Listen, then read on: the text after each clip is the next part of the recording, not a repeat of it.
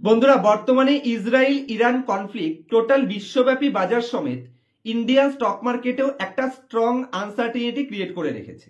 আর এই conflict near ফিউচারে যদি শর্ট টার্মে বা লং রানে একটি ফুল ফ্লেজ ওয়ারে আরো বেশি পরিমাণে পরিণত হয়ে যায়, সেটাকে একজন ইনভেস্টরের পয়েন্ট অফ ভিউ থেকে শর্ট টার্মে ইন্ডিয়ান মার্কেটে এর কিরকম নেগেটিভ ইম্প্যাক্ট পড়তে পারে, বা লং রানেই বা এই যুদ্ধের কারণে ইন্ডিয়ান স্টক মার্কেটে অথবা ইন্ডিয়ান ইকোনমিতে কতটা নেগেটিভ ইম্প্যাক্ট পড়তে পারে, কিভাবে আমরা আমাদের পোর্টফোলিওকে ডাইভার্সিফাই করতে পারি যাতে করে এই ওয়ার কন্ডিশনের কারণে আমাদের পোর্টফোলিওতে ম্যাক্সিমাম বেনিফিট আমরা পেতে পারি, মানে পোর্টফোলিও যেন সব থেকে কম ইম্প্যাক্ট পড়ে, অথবা এই এসকেলেটের জন্য ইন্ডিয়ান মার্কেটে কতটাই বা অ্যাকচুয়ালি নেগেটিভ ইম্প্যাক্ট আসার চান্স রয়েছে।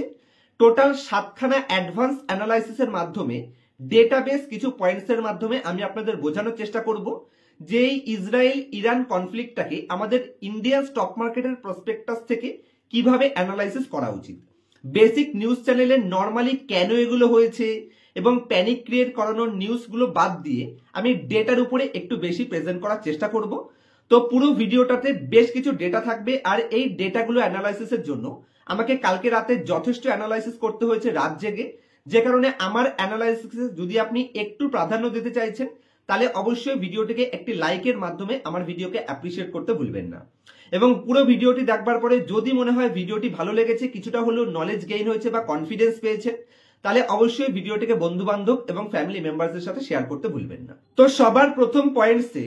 ইন্ডিয়ার মতন একটা কান্ট্রি যারা 80 থেকে 85% র ক্রুড অয়েল আমাদের অন্য কোনো কান্ট্রি থেকে ইম্পোর্ট করতে হয়, আর এই ক্রুড অয়েল রপ্তানিতে বর্তমানে ইরান খুবই স্ট্রং পজিশন হোল্ড করে।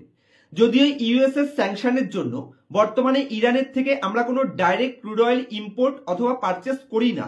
কিন্তু টোটাল বিশ্বব্যাপী ক্রুড অয়েলের প্রাইস ওঠানামাতে ইরানের একটা খুবই স্ট্রং পজিশন রয়েছে, যে কারণে ইসরায়েল এবং ইরান ওয়ারের জন্য ক্রুড অয়েলের প্রাইস যত পরিমাণে ঊর্ধ্বমুখী হবে সেটা ইন্ডিয়ান ইকোনমির জন্য এবং ইন্ডিয়ান স্টক মার্কেটের জন্য যথেষ্ট পরিমাণে নেগেটিভ ইম্প্যাক্ট ফেলতে পারে। তবে সবসময় মাথায় রাখতে হবে এটা কোনো ধরনের লং রান ইম্প্যাক্ট আনবে না। শর্ট রানে যদি কোনো কারণবশত মার্কেটে নেগেটিভিটি চলে আসে, সেটা লং টার্ম ইনভেস্টরদের জন্য একটা অপরচুনিটি ক্রিয়েট করবে। Point number 2, higher oil price মানে আমাদের ইম্পোর্ট বিলকে অনেক বেশি ইনক্রিজ করে দেবে এবং তার সাথে ট্রান্সপোর্টেশন কস্টকে অনেক বেশি ইনক্রিজ করে দিতে পারে, যে কারণে কর্পোরেট আর্নিং এবং ডিমান্ডে বেশ কিছুটা স্লোডাউনের আশঙ্কা থাকলেও থাকতে পারে, যেগুলো আমাদের ইন্ডিয়ান বেশ কিছু কোম্পানির জন্য বেশ কিছুটা নেগেটিভিটি ক্রিয়েট করতে পারে, যেরকম HPCL, BPCL, Asian paint, Indigo paint এবং বিভিন্ন টায়ার ম্যানুফ্যাকচারিং কোম্পানি যেমন এমআরএফ বা বালকৃষ্ণ ইন্ডাস্ট্রি, এই ধরনের কোম্পানির আর্নিং এর যথেষ্ট প্রেসার আনতে পারে, মানে অপারেটিং প্রফিট মার্জিন যথেষ্ট রিডিউস হওয়ার কারণে ওভারঅল মার্কেটে বেশ কিছুটা প্যানিক সেলিং দেখলেও দেখা যেতে পারে এই ধরনের কোম্পানিগুলোতে। নেক্সট পয়েন্টে, বর্তমানে ইন্ডিয়া যথেষ্ট পরিমাণে ইরাক থেকে এপিআই মানে অ্যাক্টিভ ফার্মাসিউটিক্যাল ইনগ্রিডিয়েন্টস গুলো ইম্পোর্ট করছে এবং সেটাকে জেনেরিক মেডিসিনে কনভার্ট করে মধ্যপ্রাচ্যের বেশ কিছু দেশে মানে মিডল ইস্টের বেশ কিছু কান্ট্রিতে আমরা এক্সপোর্ট করে থাকি, যেখানে এক্সপোর্টে ডিলে হওয়ার চান্স রয়েছে, কারণ রেড সিতে কিছু প্রবলেমের জন্য এখানে এক্সপোর্ট যদি ডিলে হয়ে যায়, তার মধ্যে ইন্ডিয়ান ফার্মা ইন্ডাস্ট্রির জেনেরিক মেডিসিন কোম্পানিগুলো যেরকম ডক্টর রেড্ডি, সান ফার্মা বা সিপ্লার মতন কোম্পানিতে বেশ কিছুটা প্রেসার আসার চান্স থাকতে পারে। এছাড়াও ইন্ডিয়ার বেশ কিছু স্ট্রং বিজনেস ফার্মগুলো যারা বর্তমানে ইসরায়েল থেকে বিজনেসকে রান করছে,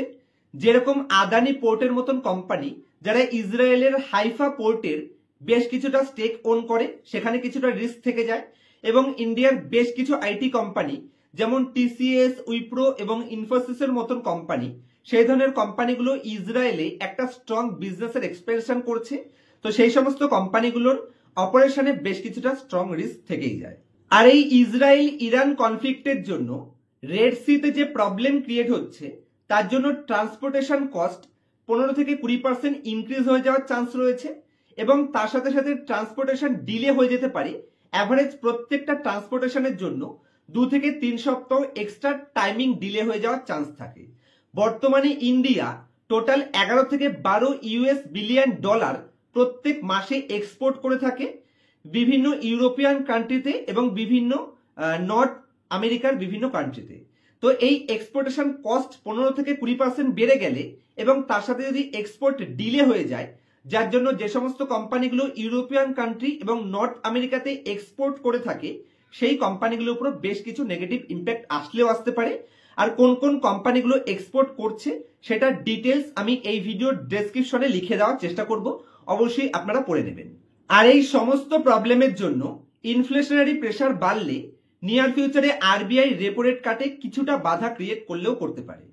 তবে বাধা যদি ক্রিয়েট হয়, এই কনফ্লিক্ট যদি ভবিষ্যতে আরো বেশি বেড়ে যায়, তার জন্য ইন্ডিয়ান স্টক মার্কেটে অথবা ইন্ডিয়ান ইকোনমিতে আমার মনে হয় ম্যাক্সিমাম 4 থেকে 5%-এর বেশি নেগেটিভ ইম্প্যাক্ট আসার চান্স অলমোস্ট জিরো। তবে এটা স্টক মার্কেট যে কোনো দিকে মার্কেট নেগেটিভ রিয়াকশন দিতে পারে। তবে আমার অতীতের এক্সপিরিয়েন্স এবং মার্কেটের এক্সপিরিয়েন্স থেকে বা আমি আমার নলেজকে ইউজ করে যতটুকু বুঝতে পারছি যে এই ইসরায়েল এবং ইরান কনফ্লিক্ট যদি ভবিষ্যতে বেড়েও যায়, সেটাকে মার্কেট খুব তাড়াতাড়ি প্রাইসড ইন করে নেবে এবং ম্যাক্সিমাম নেগেটিভ মার্কেট কেস সিনারিওতে এটা 5 থেকে 7% নেগেটিভ মার্কেটকে নিচে নিতে পারে। তবে আমার মতন লং টার্ম ইনভেস্টরদের জন্য এটার কারণে যদি আপনার ফেভারিট ইন্ডাস্ট্রির কোম্পানি, যেরকম ধরুন প্রাইভেট সেক্টর ব্যাংক অথবা পাবলিক সেক্টর ব্যাংক অথবা ধরতে পারেন ক্যাপিটাল গুডস কোম্পানি অথবা ধরতে পারেন অটো ইন্ডাস্ট্রির কোম্পানি, এই ধরনের ফেভারিট কোম্পানিগুলো যেগুলোতে আপনি 2-4 মাস ধরে ওয়েট করে বসেছিলেন জাস্ট ওয়াচ লিস্টে অ্যাড করে, সঠিক জায়গায় অপরচুনিটি যদি এই ধরনের কোম্পানিগুলোকে পেয়ে যাওয়া যায়, অবশ্যই আমি মনে করি লং টার্ম ইনভেস্টরদের জন্য এখানে ভ্যালু ক্রিয়েশনে মার্কেট আবার ফার্দার আমাদের আরো একটা চান্স দিলেও দিতে পারে। তবে কোনো ভয়ের বিষয় নেই, স্টক মার্কেটের বেসিক কনসেপ্ট মাথায় রাখবেন, যে কোনো মার্কেট আনসার্টেনিটিকে যদি আপনি নিজের ফরে ইউজ করতে পারেন, তবেই আপনি মার্কেট থেকে বেস্ট রিটার্ন কামাতে পারবেন অথবা নিজের ওয়েলথ ক্রিয়েশনে মার্কেটকে ইউজ করতে পারবেন। তো আমি তো অপরচুনিটি খুঁজছি, আমার ফেভারিট কোম্পানিতে যদি কোনো কারণবশত কারেকশন অথবা ক্র্যাশ আসে, আমি সেটাকে অপরচুনিটি হিসেবে ইউজ করব। এবং যদি কারোর কাছে মিনিমাম 2 থেকে 3 বছর টাইম হরাইজন রয়েছে, ইন্ডিয়ান ইকোনমি বেস্ট পজিশনে দাঁড়িয়ে রয়েছে, ইনফ্লেশন আন্ডার কন্ট্রোল রয়েছে, আরবিআই রেপো রেট কাট করছে,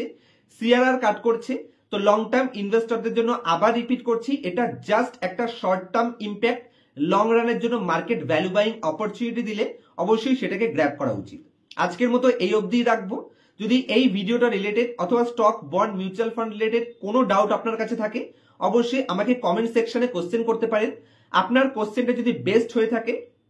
অবশ্যই আমি চেষ্টা করব নেক্সট কোশ্চেন অ্যান্ড অ্যান্সার সিরিজে আপনার কোশ্চেনটার আমার তরফ থেকে বেস্ট রিপ্লাই দেওয়ার। আর স্টক মার্কেটকে যদি একদম জিরো থেকে extremely advance level analysis personal ক্লাসে শিখতে রয়েছেন, স্টক মার্কেট নিয়ে সিরিয়াস রয়েছেন এবং বড় ক্যাপিটাল মার্কেটে ইনভেস্ট করেছেন জাস্ট হোপের উপর রেখে, তাহলে আমি সাজেস্ট করব পার্সোনাল ক্লাসে অ্যাড হতে পারেন। কোথা থেকে কোম্পানি খুঁজে বের করবেন, কি ধরনের কোম্পানিতে ইনভেস্ট করতে হবে, কখন এন্ট্রি করবেন, কখন এক্সিট করবেন, কোনো কোম্পানির ডেটা ম্যানেজ করছে কিনা অথবা কোনো কোম্পানির অ্যাডভান্স লেভেল ভ্যালু কি করে বের করবেন, সমস্ত পয়েন্টস পার্সোনাল ক্লাসে আমি শিখিয়ে থাকি এবং ক্লাসের পরে লাইফ টাইম সাপোর্টের ব্যবস্থা রয়েছে। দেখা হবে নেক্সট ভিডিওতে কোনো ইনফরমেটিভ টপিকের সাথে। তার আগে একটা পয়েন্টস বলে দিচ্ছি, আমার নাম করে কেউ যদি আপনাকে কল করে তাহলে ভাববেন সেটা ফ্রড কল। আমার একটা মাত্র নাম্বার রয়েছে যেটা আপনারা স্ক্রিনের উপর দেখতে পাচ্ছেন, এর বাইরে আমার সেকেন্ড কোনো নাম্বার নেই। কারণ বর্তমানে আমার নাম করে বেশ কিছু ফ্রড চলছে। আমার নাম করে ফেসবুক অ্যাকাউন্ট ওপেন করা হয়েছে, অবশ্যই আপনারা কনফার্ম করে নেবেন আমার অরিজিনাল অ্যাকাউন্টে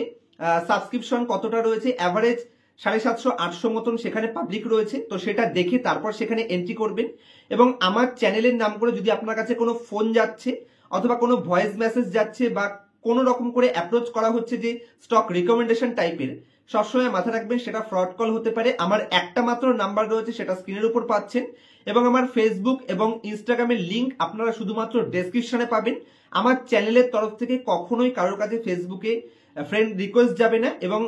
কোনো রকম ফোন কল গেলে সবসময় সেটাকে ব্লক করতে বাধ্য করবেন,